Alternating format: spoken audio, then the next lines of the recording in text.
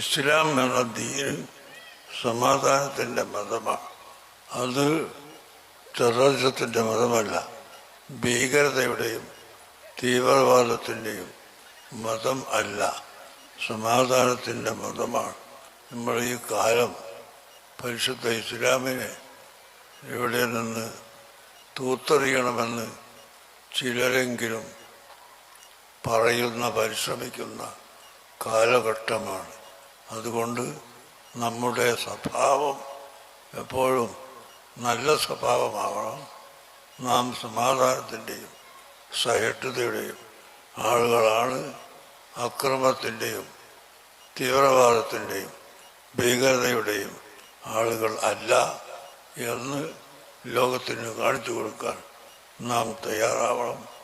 മരിക്കുന്ന സമയത്ത് ഈമാൻ സലാമത്തായി മരിക്കണം എന്ന ഓർമ്മ നമുക്കെല്ലാവർക്കും വേണം. ഈമാൻ സലാമത്തായി മരിച്ചിട്ടില്ലെങ്കിൽ കാര്യം വളരെ അപകടമായി പോകും. അള്ളാഹു തആല കാത്തുരക്ഷിക്കട്ടെ.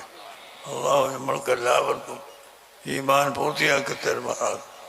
അത് സലാമത്തായി ഇബ്ലീസിൻ്റെ ഷർറിൽ പെടാതെ ഈമാൻ കാമിലായി മരിക്കാൻ അള്ളാഹു നമുക്ക് തൗഫീഖ് നൽകട്ടെ.